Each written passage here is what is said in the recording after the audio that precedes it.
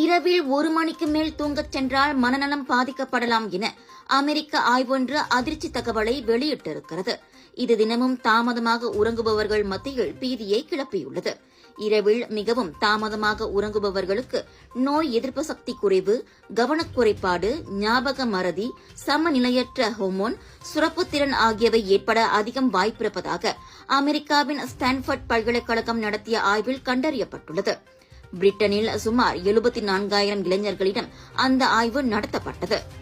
அதில் இரவில் சீக்கிரமாகவோ அல்லது குறைந்தது நள்ளிரவுக்கு முன்பாகவோ தூங்கச் செல்பவர்களை காட்டிலும் அதிகாலை 1 மணிக்கு பிறகு தூங்குபவர்களிடம்தான் மேற்கண்ட உபாதைகள் அதிகமாக காணப்பட்டுள்ளன.